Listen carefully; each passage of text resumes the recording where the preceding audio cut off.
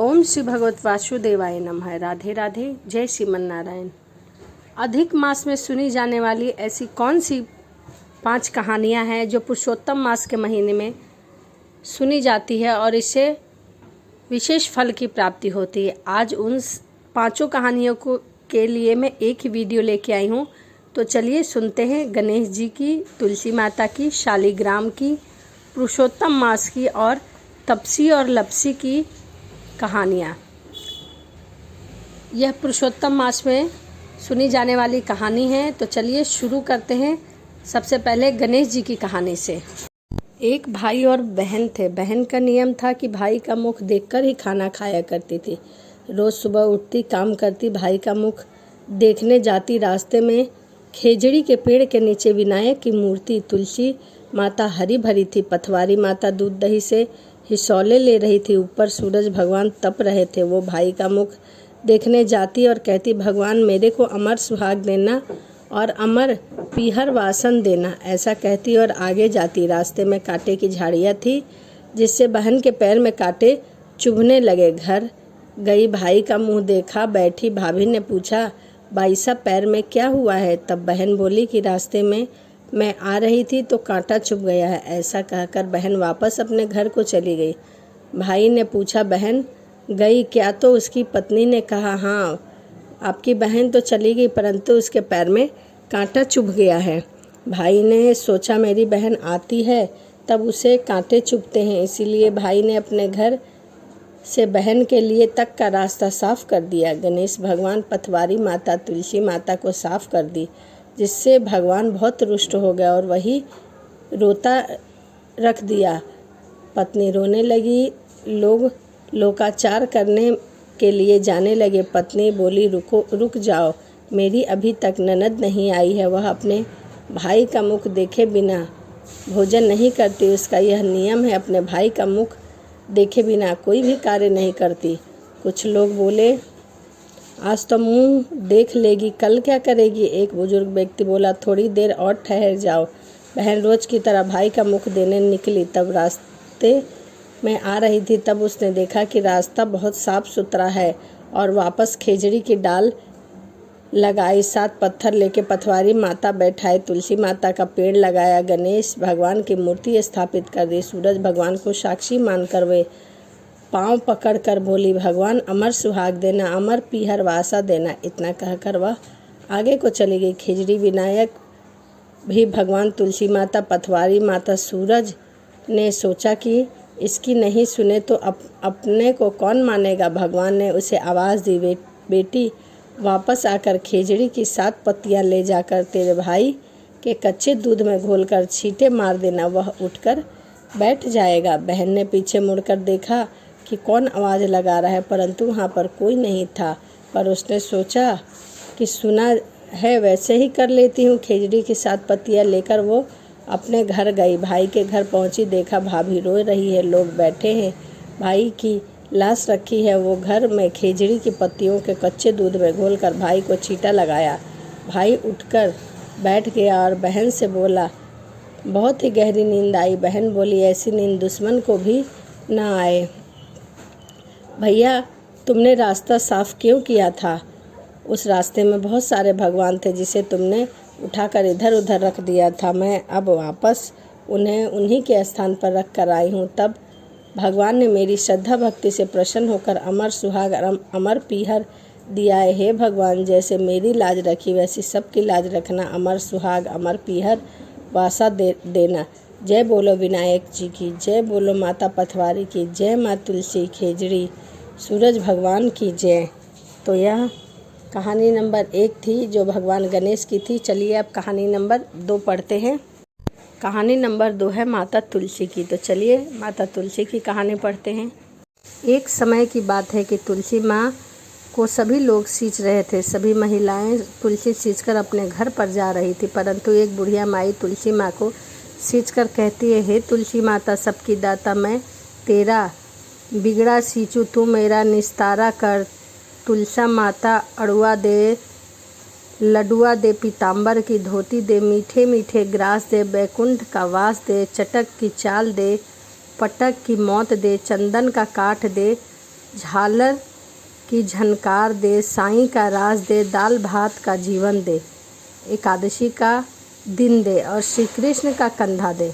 इतनी बात सुनकर तुलसी माँ सोच में पड़ जाती है कि एक बार भगवान श्री कृष्ण ने तुलसी माँ को इस सोच का कारण पूछा। इस पर तुलसी माँ ने बताया कि एक बुढ़िया मेरे पास रोज आकर इतनी बातें कह जाती है, इसमें से बुढ़िया माई को सब कुछ दे सकती हूँ पर आपका कंधा कहाँ से दे सकती हूँ। इस पर भगवान नारायण बोले कि तुम चिंता मत करो और बुढ़िया माई को आशीर्वाद दे दो। तुलसी माँ ने वैसा ही किया। थोड़े दिन बाद बुढ़िया माई मर गई। सब कोई उसे उठाने लगे पर वह इतनी भारी हो गई कि किसी से भी नहीं उठी। सब कोई कहने लगे कि पाप घाट की माला फिरती है, जिसकी वजह से वह इतनी भारी हो गई। तभी भगवान श्री कृष्ण ब्राह्मण का वेश में आए और वहाँ खड़ा होने लगे और खड़े होकर बुढ़िया के कान में कुछ कहने लगे। उसका स्वर हल्का होने लगा। इस पर लोगों ने कहा कि तू तो अपने मन से निकाल ले। भगवान ने जाकर बुढ़िया के कान में कहा।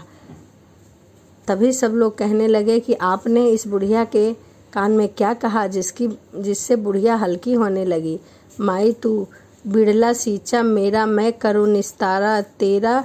बुढ़िया माई अड़ुआ ले, लड़ुआ ले, पीताम्बर की धोती ले, मीठा मीठा भात ले, बैकुंठ का बास ले, चटक की चाल ले, पलट की मौत ले, चंदन का काठ ले, झालर की झनकार ले, साईं का राज ले, दाल और भात ले, भोजन लेकर श्री कृष्ण का कंधा ले।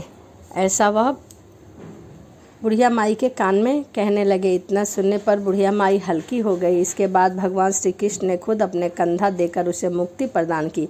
कथा के अंत में कहा जाता है कि हे तुलसी माई, जैसे आपने उस बुढ़िया की मुक्ति दी वैसे सबको मुक्ति दो, अंतकाल में सबको आपका कंधा मिले। तो यह कथा नंबर 2 तुलसी माई की कथा समाप्त होगी। अब चलिए सुनते हैं कथा नंबर 3 शालिग्राम की कथा। तो चलिए कथा को शुरू करते हैं और सुनते हैं। एक बुढ़िया माई थी, वो शालिग्राम जी की सेवा करती थी। वह पुष्कर स्नान करने का विचार किया और विचार कर पड़ोसन से बोली, मैं पुष्कर स्नान करने जा रही हूँ, तू मेरे शालिग्राम जी का ध्यान रख लेना। पड़ोसन बोली, मुझे सेवा पूजा सभी 12 महीने के अलग अलग स्वामी माने गए हैं, मैं कर दूंगी। स्वामी विहीन होने के कारण अधिक उठाना है, मलमास कहने से उसकी बड़ी निंदा होने लगी, जिससे मलमास को बड़ा कष्ट हुआ। और तुलसी का पत्र लाना है, दुखी होकर मलमास श्री हरि के पास भगवान को जल और कच्चे दूध से नहलाना है, चंदन लगाकर को बताया कि मलमास अधिक मास होने के कारण मेरा तो कोई स्वामी ही नहीं है, मैं क्या करूं। श्री हरि से लेकर गोकुल पहुंचे, जहाँ श्री कृष्ण विराजमान थे। भगवान श्री कृष्ण ने मलमास की व्यथा जानकर उसे वरदान दिया कि आज से मैं तुम्हारा स्वामी हूँ।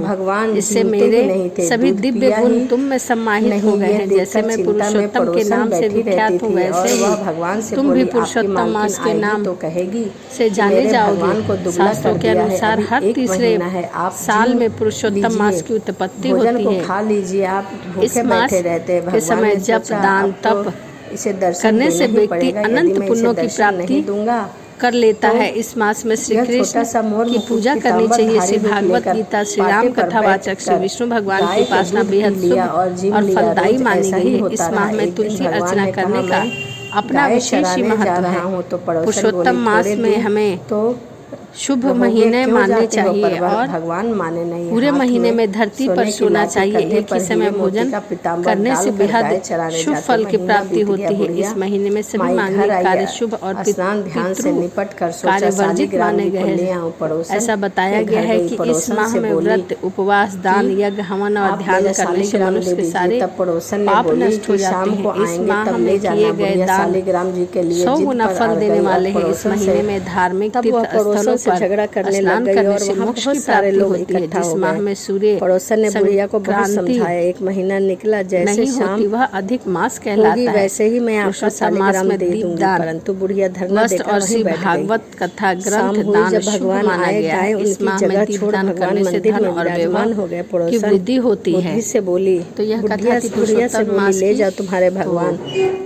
तो चलिए भगवान और भगवान से बोली भगवान समाप्त करते हैं को रूप और एक बार बुढ़िया को जय श्री राधे मेरे प्रति। और चलिए अंधविश्वास कर भगवान सुनते हैं तपसी और मुकुट पीताम्बर भर हाथ में सोने की लाठी लेकर दर्शन दिया भगवान ने। वैसे तो तपसी और लपसी की कथा हर व्रत के कथा के बाद में सुनी जाती है, क्योंकि यह कथा अपने आप में एक प्रमुख कथा मानी गई है और पड़ोसन से यह कथा सभी व्रतों में सुनी जाती है। तो चलिए आज मैं आपको सुनाती हूँ तपसी और लपसी की कभी दर्शन नहीं दिया, परंतु